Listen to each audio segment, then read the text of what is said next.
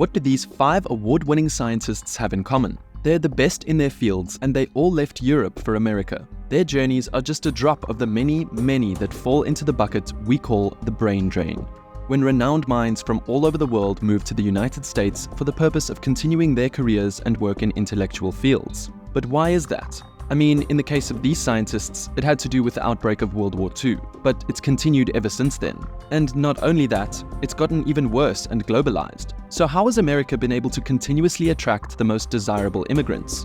If we were to pinpoint the start of this brain drain, starting with the region of Europe, I'd place it around the 1930s, with the rise of fascism in Nazi Germany, causing Jewish scientists and scholars to seek refuge outside of Europe. By the time World War II had begun, scientists across Germany and in nearby Axis or annexed countries had fled their oppressive regimes in hopes of continuing their work in the West. From 1930 to 1941, over 1,150 Jewish scientists fled from Germany to the US, with 7 of them being Nobel Prize winners like Einstein and Niels Bohr. Now, I know that number doesn't seem like a lot, but these were just the Jewish numbers alone. There were a lot more that came over. This immigration had a huge impact in generating greater intellectual activity in the United States because of how actively involved they got in the American science scene. We can trace their influence in 2 ways: the construction of the first atomic bomb, which is, well, obvious, and the indirect effect of their mentorship, which may be a bit harder to see, but was the greatest benefit of them, and is even still being felt to this very day. See, prior to World War II, German physics was far superior to American physics. Top American graduate students in physics usually had to spend some time studying in Germany, like Nobel Prize winner Isidor Rabi studied under Otto Stern and Oppenheimer under Max Born. I mean, the Germans were far ahead of everyone, and because of this, many feared that they would win the race to create the atomic bomb. Obviously though, with the Manhattan Project being a success, we saw who ultimately won this battle, thanks to the help of immigrant scientists like Enrico Fermi, who left Italy due to the racial laws being implemented against his Jewish wife, Hans Bethe, who fled from the Nazis, Edward Teller, who fled from Hungary, and by the way is also the father of the modern hydrogen bomb, and really I can go on with a lot more names. But you get the point. Now, while the successful production of nuclear weapons was a direct effect of the migration of these top European scientists, the mentorship aspect is by far what has made America the most scientifically advanced country on Earth. See, when many of these scientists came to the US, they were given pretty good jobs, especially in education. In fact, the majority of these scientists worked on the East Coast, at universities such as Princeton, NYU, Cornell, Carnegie Institute of Technology, and the University of Pennsylvania. Basically, these top scientists like Einstein were passing down their knowledge to the next generation of America's greatest minds. And it made significant dividends, just as of 1977. And yes, I know that's almost 50 years ago, making it outdated, but there's no more recent data. But just as of 1977, 48 of the 92 laureates who won in the United States had worked with a Nobel laureate as a postdoctoral fellow, a junior collaborator, or a student. Fermi, for example, served as the mentor for 6 laureates, while Niels Bohr mentored 4. Meanwhile, the other 6 Jewish scientists who came over between 1930 and 1941 served as mentors for 6 other Nobelists.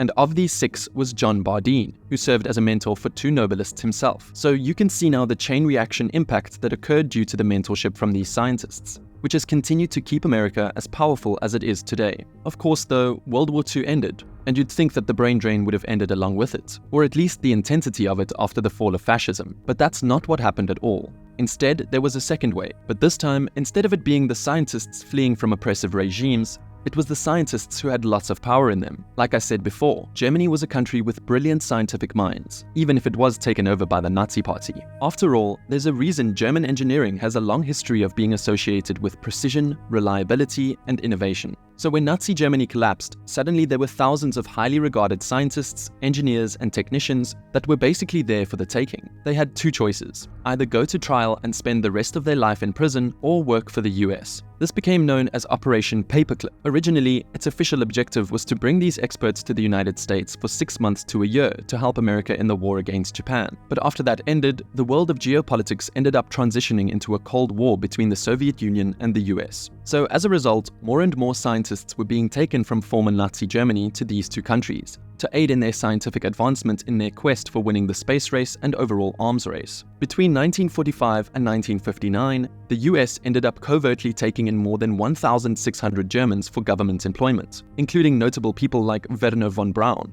who invented the world's first long-range guided ballistic missile, the V2.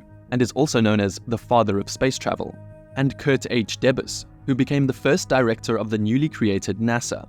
The Soviets won the beginning of the space race, as we all know, with Sputnik 1, the first Earth-orbiting satellite in history, but the Americans arguably won in the end with landing on the moon, with a huge thanks to the Germans. But after the Cold War ended, the brain drain had a drop-off, with the US not placing as much importance as they did before in the development of arms and new technology. With the rise of Russia in the 2000s and now China starting to compete with America for geopolitical power, this of course has been reversed. But the way they continue to brain drain Europe, and really the entire world, occurs in a different way. Rather than fleeing dictators, many Europeans fled bureaucracy. See, on the surface, comparing the levels of bureaucracy in the US versus Europe is quite interesting, mostly because there is objectively more bureaucracy in the United States. In the EU, 60,000 public administration employees are responsible for 440 million citizens, while the United States has a public workforce of over 2 million employees, responsible for 330 million inhabitants. But I'm talking about something else, more so entrepreneurship and startup culture. See, there is much more red tape, regulations, and taxes when starting up companies in Europe. It's way more expensive and much more of a hassle. Now, these regulations aren't necessarily a bad thing, especially when it comes to stuff like data protection, but it massively curbs how many people can even attempt to start something in Europe, not to mention the speed of innovation. Then there's the problem of funding. These drastic differences in entrepreneurship is reflected in the mentality of European investors. American venture capitalists and investors are much less risk-averse than European ones. In Silicon Valley, chances are you will be able to raise some money for your startup no matter how insane your idea is. And if you take the risk and fail, that's okay, because it's seen as a stepping stone to success. That's the culture in America. Whereas in Europe, it's the opposite. There, it's not about investing in case your company is successful. It's about investing because the company already is. And if you do get funding, the actual amount of it you can raise in America versus Europe is much, much higher, with American VCs sitting on $271 billion worth of capital compared to Europe's $44 billion. What this means is, many young Europeans with ambitions to start a company or do something big overall usually end up going to America. This can happen as early as their university years, because the US's top universities like Stanford, MIT, and Harvard attract these international students to attend first. We've seen it with billionaire brothers John and Patrick Collison, who left Ireland for Harvard and MIT, and then proceeded to drop out and start Stripe in Silicon Valley. But even if a company was started in Europe, many Europeans move their billion-dollar companies stateside anyways due to less taxes and for the above reasons, like these 4 French unicorns fairly recently, for example. As a result, Europe continues to lose their brightest and most innovative talent to the US to this day. And with all these super valuable companies moving to America, it helps contribute to the average American salaries, especially in tech, be way higher than Europe's. Whether we're talking about Germany or Romania, way higher. And then this brings bright European workers who are more ambitious and want to earn more money to America as well. It's a vicious cycle that's been the modern version of Europe's brain drain to America. Now you may be thinking, yeah, America has way higher wages and is better for this ultra-competitive environment. But in terms of cost of living, social progress, and especially work-life balance, Europe outcompetes the world, not to mention their amazing social welfare programs, which must mean something for retaining talent. And yes, this is true, but it's starting to mean less due to Europe's demographic crisis. The population is getting older, and the new generations don't know if the pension program will be able to support them when they're old or if it'd even be around. So they move to the US to be in more control of it. But those European benefits have actually contributed to a reverse brain drain. Look at this graph. In 2013 to 2022, the number of Americans in the Netherlands increased from about 15,500 to 24,000. In Portugal, it tripled to almost 10,000. And in Spain, it rose from about 20,000 to nearly 34,000. In other places such as France, Germany, and the Nordic countries, the number grew moderately or held steady. Meanwhile, Britain thinks the number of resident Americans rose from 137,000 in 2013 to 166,000 in 2021, the latest estimate. Also, Europe has begun to invest a lot more into their entrepreneurship as of recently, with the number of startups being invested in doubling from 2019 to 2022, and their share of global VC funding more than tripled from 2003 to 2023, so they are starting to fight back against it more. Then there's Asia. Ever since the Immigration and Nationality Act of 1965 was passed, which removed discrimination against non-Western European immigrants and favored those with skills the US needed, like in medicine and engineering, many Asians were finally able to immigrate to the country. As for the reasons of immigrating, they vary by country obviously, but all sort of have the same fundamentals. Whether it was escaping oppressive dictators like Mao Zedong or Ferdinand Marcos, the chance to make a lot more money or have a better quality of life, usually a mix of all three of these things, many people left for the United States.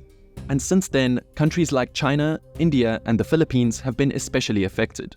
As early as the year 1972, 7,143 physician immigrants came to the US, with nearly 5,000 of them from Asia. Europe, which used to account for the bulk of such immigrants, provided a total of only 911 that year.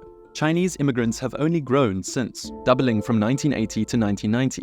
And almost again from 1990 to 2000, now representing the third largest origin group among US immigrants, accounting for 5% of the 45.3 million immigrants. The US is the top destination for Chinese immigrants worldwide, accounting for about 28% of the 8.6 million Chinese living outside of China, according to mid-2020 estimates by the United Nations Population Division. This immigration from China is extremely skilled too. They're the main source of foreign students enrolled in US higher education, and its nationals received the second largest number of employer-sponsored H-1B temporary visas in 2021, behind India, as well as 54% of the 2,900 immigrant investor visas issued that same year too.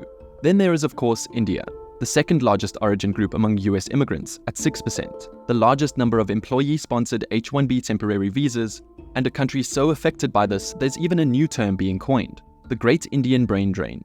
If you look at some of the top former and current CEOs recently, you'll see there's quite a lot of Indians. In fact, in tech, they really dominate. We all know how important Silicon Valley is to technological advancement and dominance worldwide, and immigrants make up 69% of their workforce in highly technological occupations, with 26% from India, 14% from China, and other Asian countries such as the Philippines, Vietnam, and Pakistan make up 29%. As of 2020, the total number of international medical graduates in the United States is 209,000, 60% of which are from lower-income countries. And India is the top source country, providing 41,000 physicians to the United States, almost 20% of their foreign doctors.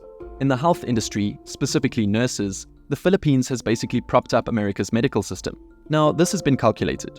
When the United States took control of the Philippines in 1898 after the Spanish-American War, they established nursing schools there to teach Western medicine in English in order to fulfill their own nursing shortages. And it paid off heavily. Since 1960, 150,000 Filipino nurses have come to work in the United States. And although they now only represent 1% of the total US population, they represent 4% of all registered nurses in the US, with some states like California having 20% of their nurses Filipino. They literally prop up America's medical system, while facing nursing shortages themselves.